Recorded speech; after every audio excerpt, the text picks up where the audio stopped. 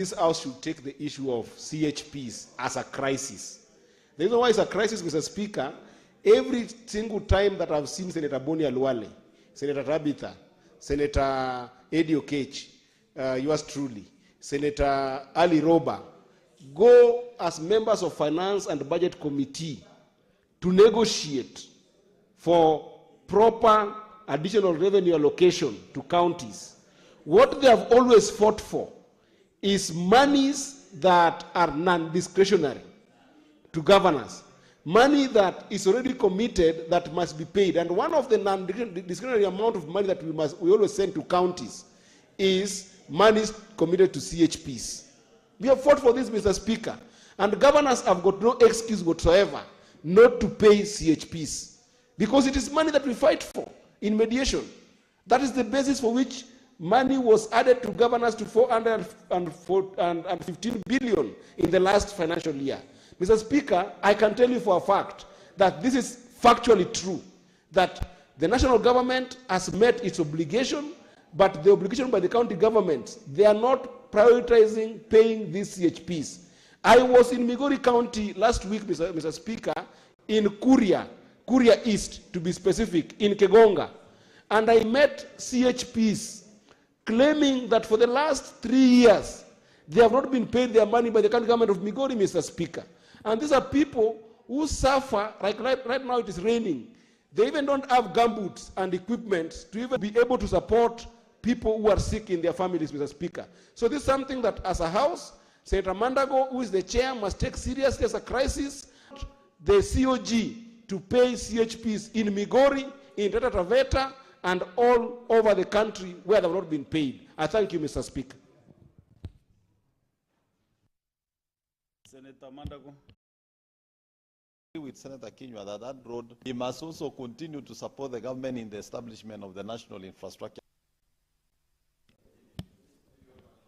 That shouldn't be the end of the statement hour. Yes. Yeah. The Agriculture Produce Minimum Order number 8, the Agriculture Produce Minimum Guarantee Returns Bill, Senate Bills number 17 of 2025, second reading. Mover to reply. The mover is not around. I can see Senator Veronica Maina, so we defer that order. Next order. Order number 9, the Culture Bill, National Assembly Bills number 12 of 2024, second reading, division. Also, this one, we defer this business because of the, don't think we have numbers for the division. Next order. Order number 10, the Public Audit Amendment Bill, National Assembly Bills number 4 of 2024, second reading, resumption of debate. I'm not sure whether there was a member on the floor. Senator Rekina, and a balance of 14 minutes. If he is allowed, he can utilize those 14 minutes. And if he is not, then we open the floor to other senators. Now I want to follow my list religiously. And the first on the list is Senator Karen Nyamu, order number 10. Who is ready for this? Senator Onyonka? Senator Mungatana Danson? Okay, sorry. Senator Maratian Ezena? Senator Mutinda Molin Tabitha? Order number 10. We have open debate on order number 10. So I'm following this list on my screen. Senator Okech Eddy, Michelle.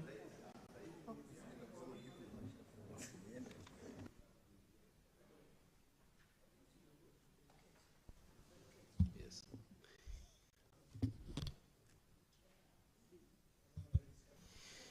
Like Senator Tabitha has taken the mic away from me. But I'm grateful, Mr. Speaker, that I think she saw the fiercefulness of your face and then dashed away.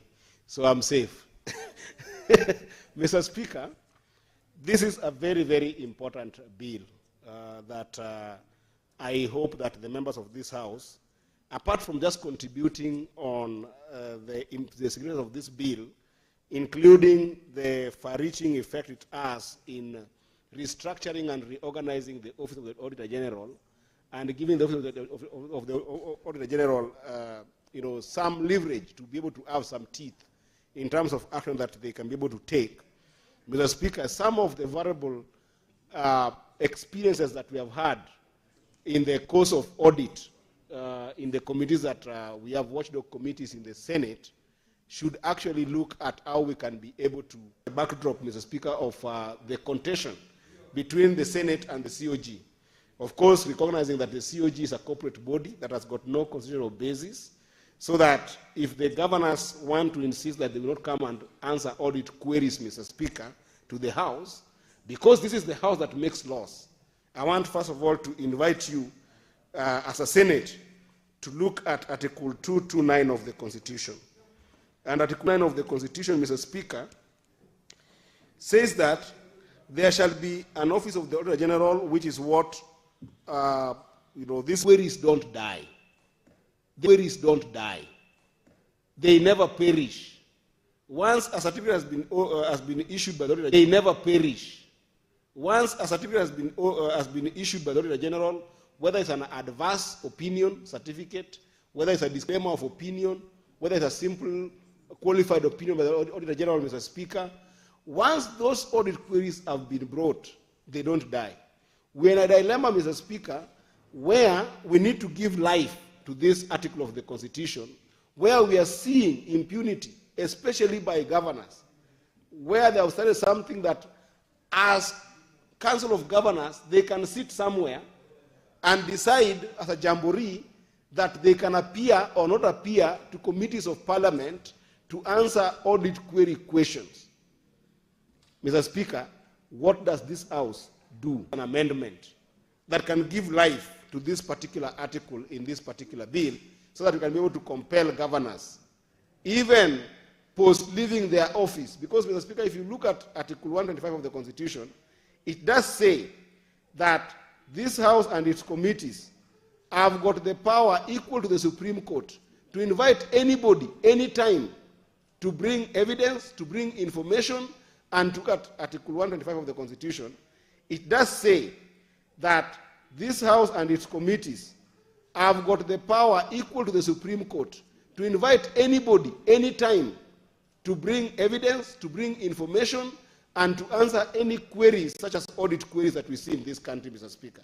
So where the governors cannot be able to actually come and answer questions because they have chosen not to, can we amend, Mr. Speaker, part of this bill to insist that audit queries will just be as alive as possible, even at a time, Mr. Speaker, when the audit cycle has passed? Because what these governors are doing, Mr. Speaker, what I've seen in the in CPIC, is that a governor chooses, like today we had the governor of Samburu.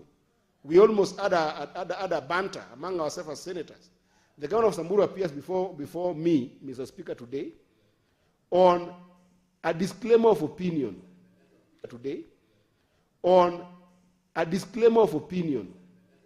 Where there is water service provided for, a number of variances cannot be accounted for because the officers in Samburu County did not submit their documents to the Auditor General. They just refused to submit their documents. Then the governors appear before our committee today, Mr. Speaker, and when I asked the governor, can we go through this audit report? The governor says, I came with my officers who are in charge of that WSP, but they have disappeared in Nairobi. They have disappeared in Nairobi. Even as the courage, Mr. Speaker, of speaking before the committee of the Senate, that even the documents we're supposed to give you here are still being printed in Ngara. They are printed some 5, they are printed some 19. And then I asked the governor, are these your officers? Did they live with the money of the people of Samburu? To live all the way to Samburu and come to this place and account for the money of people of Samburu? How did he give them the money to live? All the funds of their officers are off. Do you know why he's doing this, Mr. Speaker? Senator Okech. Yes. Vice Chair CPAC. Yes. County Public, Investment, CPIC, Investments Committee. Yes. If you look at our standing orders, standing order 100, and your committee has not brought in a report to this House.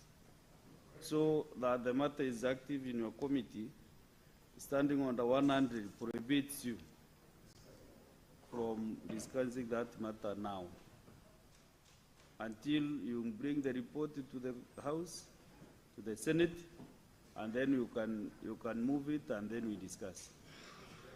So you can proceed with your contribution, but stop discussing that matter you are handling with your committee. Come so that the audit cycle passes. So for instance, Mr. Speaker, you have guided us. You yourself have guided us that there's a law, that there's a ruling of the court that said that we must finish to look at all these audited reports by 3 months after they have been brought to this House. And I was just giving you an example of where a governor can be mischievous so that the 3-month cycles pass without them appearing before the House, so that that audit query might never be asked. And I was giving just an example of adversity that I'm seeing in Samburu of that kind of classical case. So then, in that case, what do we do in this Public Audit Act? Dear senators, what do we do? The audit cycle has passed. The governor has used some machination to make sure that they don't appear. And now that cycle has passed. And that's why I'm saying that Article 229 of the Constitution gives breath that audit matters are live matters that never die. So we need to put in this bill one of the clauses that we must put in, and I'll draft the amendment, Mr. Speaker, that even when we have considered your audited report and submitted them in this House, those books are not closed if you do not deal with some of these substantive issues so that we give justice to the people of Kenya. The second issue, Mr. Speaker, that we have seen categorically in the committees that I'm in, Mr. Speaker, the section of the Mother Act, Section 62 of the Mother Act, talks about the issue around offenses that are dealing with audit issues. So the offense there is when any public officer does not issue or does not give information to auditors, or even give late documentation to auditors, because the auditors, Mr. Speaker, have got 7 meetings that they have with the clients when they go to these public institutions. They have got 7 audit meetings. But then, despite having those audit meetings, our experience, particularly with governors, Mr. Speaker, is that they don't give documents that are required. They don't give financial statements. They don't give documentation that support financial statements.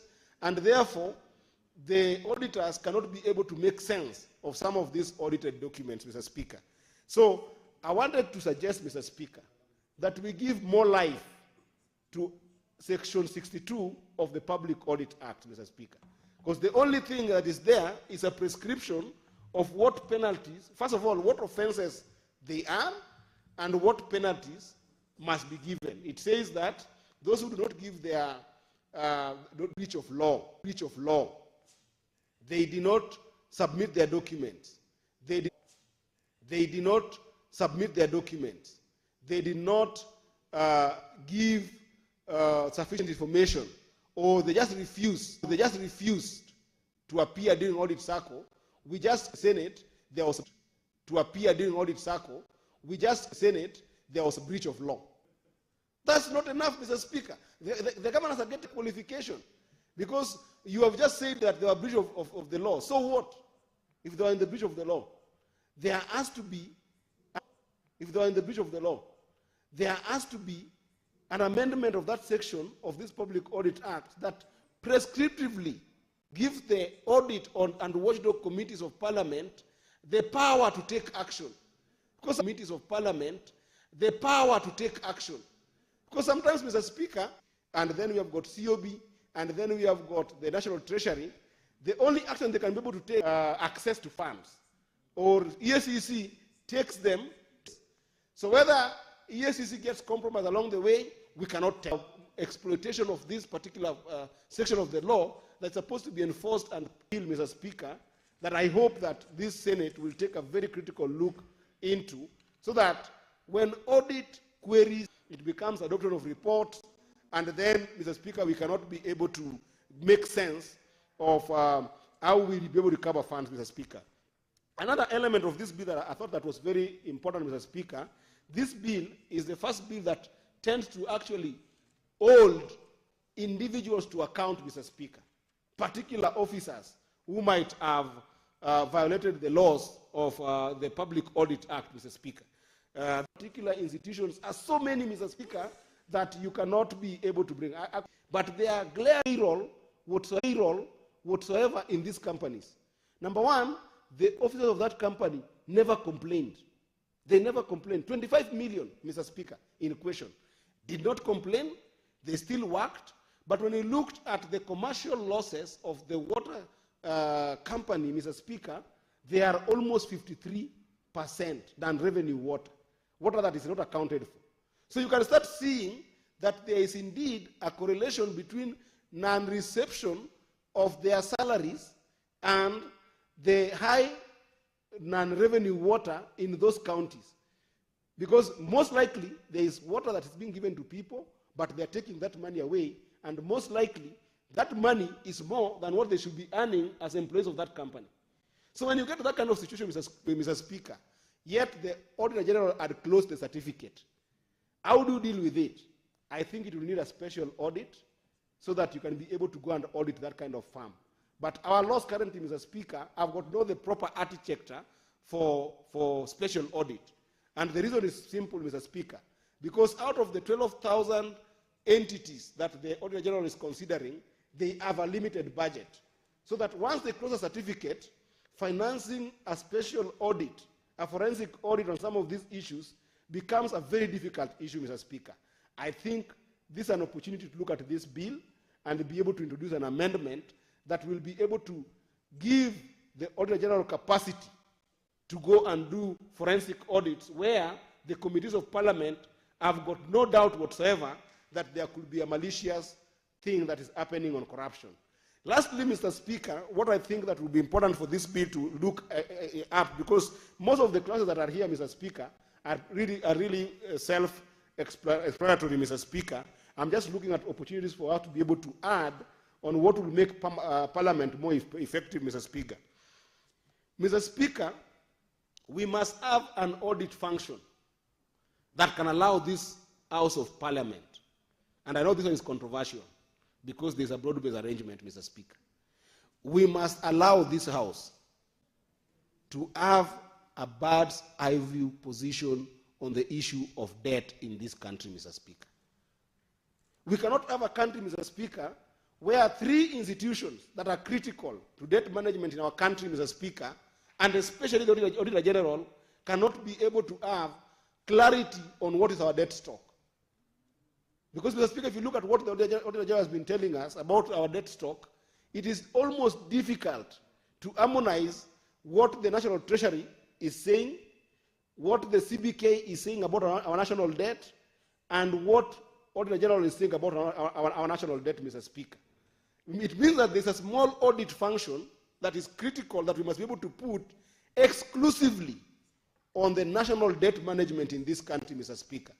How comes that the Auditor General, every time that the Auditor General is asked, the debt stock oscillates a number lower than the physical manager, who is the treasury of this country, who gives us the debt stock according to the National Treasury. And even National Treasury, Mr. Speaker, has got a different debt stock with the CBK.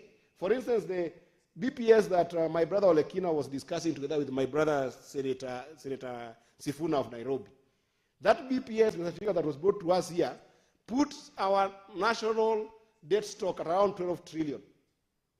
Yet, if you look at the data from the Treasury, when they appear before us in finance and budget, my sister Tabitha, Senator Tabitha, will tell you they are putting it almost a trillion less than the CBK. And then the Auditor General wants to put that debt at 10.58 trillion, almost 1.5 trillion less than the two institutions that we have, Mr. Speaker. How then do you manage the debt that is soaring in this country, Mr. Speaker? There has to be an autonomous section of the law in this Public Audit Act that is solely looking at our debt architecture, Mr. Speaker, to make sure that it's not skyrocketing in a way that is not sustainable, Mr. Speaker. I think if we can be able to improve on those 4 areas, Mr. Speaker, we can be able to improve on the issue of public finance, wastage of resources, as well as the overarching issue that we see, especially in our counties, that make it impossible, totally impossible, to hold stakeholders within counties accountable. Those stakeholders start with the governors, they go to accounting officers, the CECs, they go to approvers in the county treasuries, and Mr. Speaker, more importantly, they even end up going to the accountants in counties, Mr. Speaker. Some of these accountants, Mr. Speaker, in what we look at as CIPIC, Mr. Speaker, we find invariable issues of simple lack of professionalism, Mr. Speaker. I know PFM tend to hold people accountable in some way on issues as simple as financial misconduct, where there is no proper documentation, there is no proper record keeping by these officers, Mr. Speaker.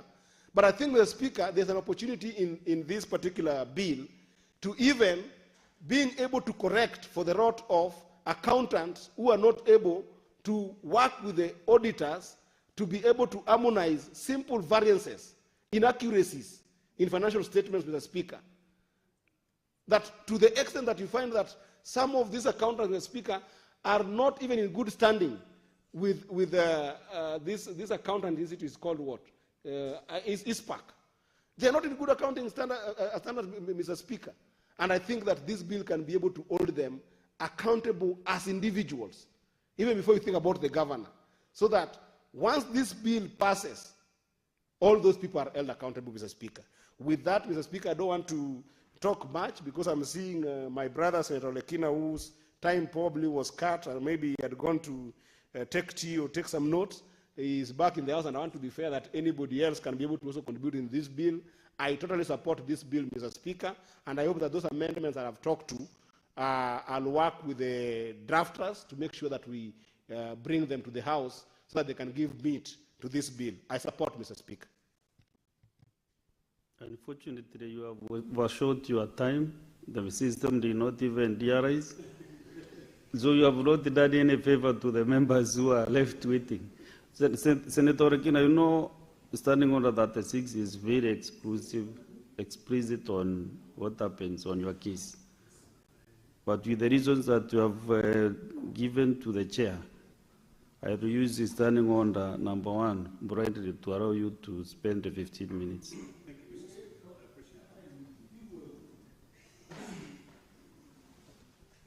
Thank you very much, Mr. Speaker. Mr. Speaker, this is a bill that I really hold with a lot of regards in regards to accountability in this country. Mr. Speaker, as I continue with my submissions on my reservations on the amendments being proposed on this bill, allow me to demystify the challenges ahead that will be able to follow if we amend this bill the way it is being proposed. Mr. Speaker, if you look at Article 229 of the Constitution, it is very clear. It sets the rules or the powers of the Auditor General. When we introduce, Mr. Speaker, Audit Advisory Board, and we give it the powers, and I want to go on record to clearly state why I'm concerned about the amendments being proposed. And I wish that my colleagues will listen to me, because I've come of age in terms of legislation in this country. And I understand the importance of making laws that will protect me today when I'm in power and tomorrow when I'm not in power. Mr. Speaker, the issue of accountability in this country should not be carried out on a term basis. It should be dealt with in perpetuity, Mr. Speaker. Mr. Speaker, if we transfer, this bill is proposing to transfer key audit functions, decisions, from the Auditor General to the Audit Advisory Board. The areas that is seeking to transfer is one, on the scope of audit.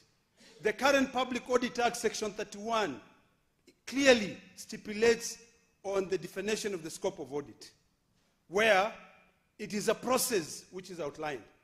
It starts with an entry meeting, then the manager and the auditors define the scope of audit. Following that, when the audit has been carried out, there's an exit interview. The only thing that I would support there is now ensuring that key officers in the accounting department take responsibility for failure to adhere to the audit recommendation. But the other thing that I completely detest is now saying investigations, the scope of audit shall be determined by the advisory board. Mr. Speaker, that is retrogressive in my view. We should not limit the powers of the Auditor General. And in, Mr. Speaker, if you look at Section 9 of this bill, and those are the sections that I would be seeking to further amend and retain the powers with the Auditor General. Why are we so quick to make decisions that will bite us tomorrow? Why do we keep changing laws to suit our position? Section 9, Mr. Speaker, takes the power away from the Auditor General and give it to an advisory board. It is wrong, Mr. Speaker. So, Mr. Speaker, I would like to seek support from both sides of the aisle in really ensuring a fiduciary responsibility and allowing us to be checked, allowing the Auditor General to be the one to check government. There's nothing wrong with that. We're all talking about fighting corruption. If we mean we are fighting corruption, then let's leave the powers that the Constitution has given to the Auditor General with the Auditor General. In fact, the only powers that we should give the Audit Advisory Board is just the power on policy direction, things that do not take the power away from the Auditor General. Issues to do with scope, investigation, must be left with the Auditor General. The only thing that I support in this bill, Mr. Speaker, is the decision to now introduce suo motu approach, whereby the Auditor General can engage directly with EACC, with DPP, in terms of carrying out an investigation. But even then, the Auditor General will have to be left to rely on the decision of the Audit Advisory Board. Let's do away with this retrogressive policy direction. Let us focus on policies that will change this country into the first world country that we are all craving to get. Mr. Speaker,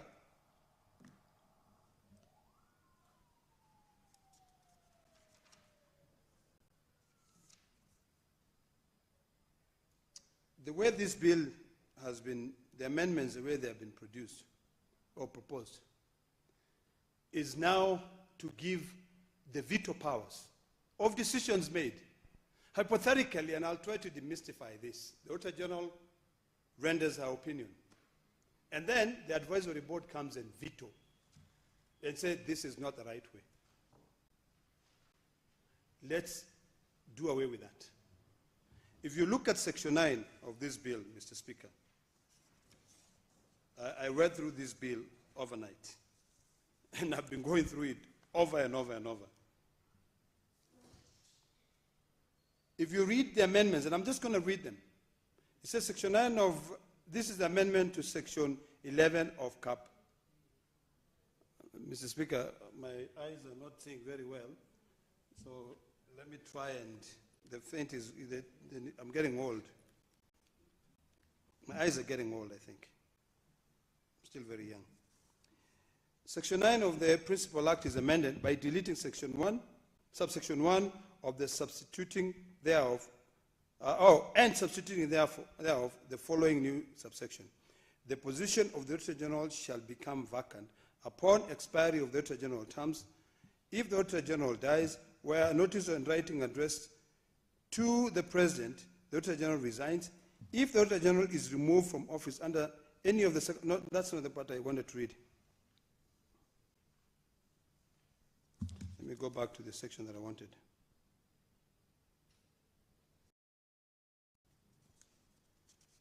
1 second, Mr. Speaker. Let me refer back to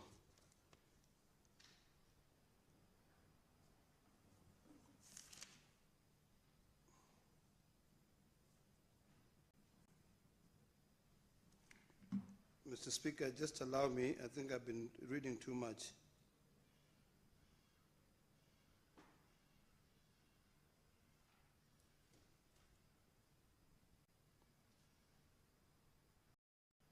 I know my time is moving, but I've just misplaced my notes, Mr. Speaker. But I just want to summarize by stating the fact that I am not for the amendments which are being proposed, because I see danger ahead, Mr. Speaker. One, and I will list them down. Number one, we need to retain the power that the Auditor General has. We need to limit the role of the advisory board. We need to allow the auditor to define the scope of audit, to define the terms of investigation. I support the idea that now the auditor can move ahead and address, before it comes to Parliament, the auditor can proceed and engage ESCC, can proceed and engage the DPP to be able to carry out investigation where the auditor feels like there has been some misappropriation of funds. And most importantly, Mr. Speaker, let us not audit. Let us not weaken oversight. When we weaken oversight, Mr. Speaker, by introducing this audit advisory board, corrupt governors, corrupt officials will now go in and sit down with this advisory board, decides that instead of me, spending my money everywhere, let me put my money on these few people so that I can be able to ensure that when they come and audit the use of funds in my county or in my state department or wherever, they can only be limited to this scope. We will not be doing the future generation any service, Mr. Speaker. In fact, we will be retrogressing, we will be widening the gap between the rich and the poor wider, and we will be doing it legally. One of the biggest problems, Mr. Speaker, that we have in this world today is that a lot of things which are being done by big people, they are being done following the rule of law. Because weak parliaments sit down, we clap, we don't read through legislation. Just because we support different policies, we don't ask ourselves hard questions about tomorrow.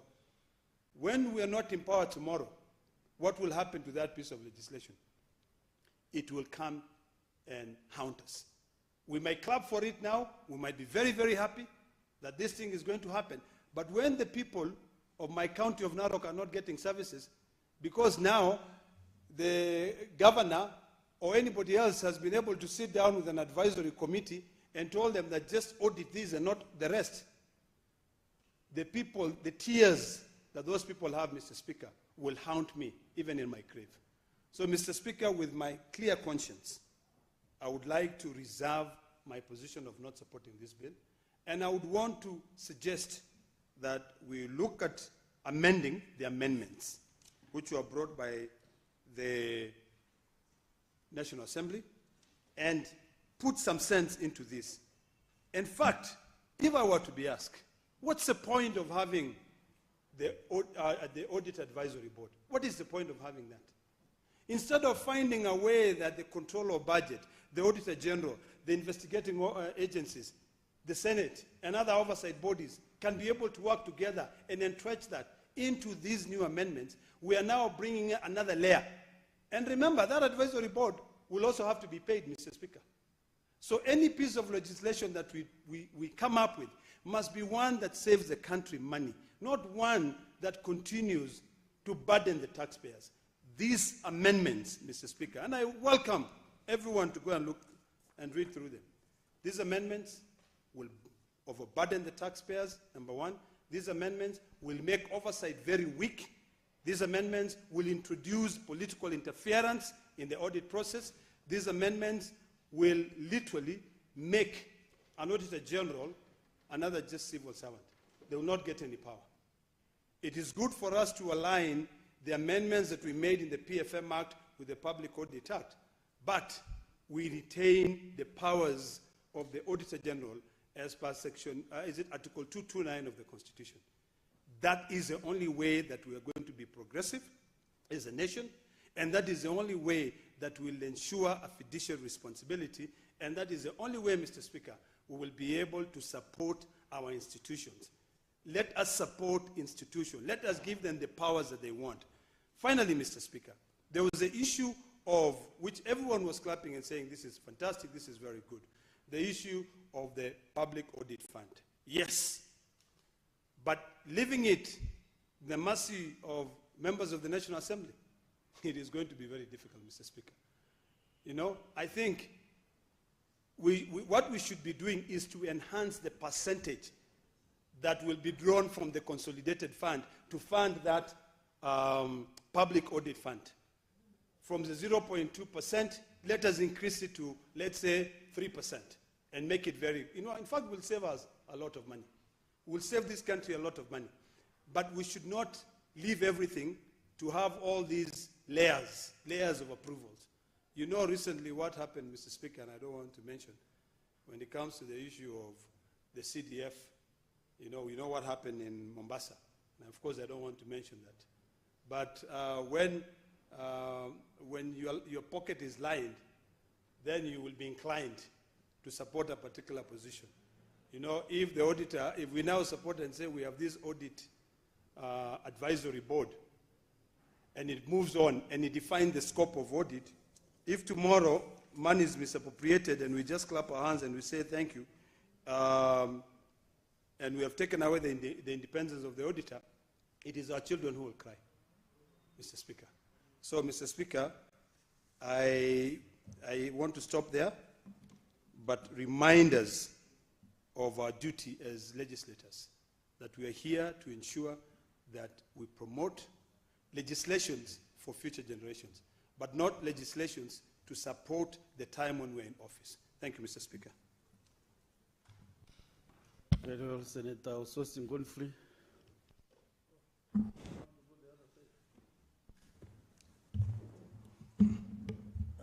Thank you, Mr. Speaker. Mr. Speaker, first of all, I'll start by saying that this is a very, very important piece of legislation, and this is one of those legislation that I want to request colleagues to pay a lot of attention, because many of the problems are going to be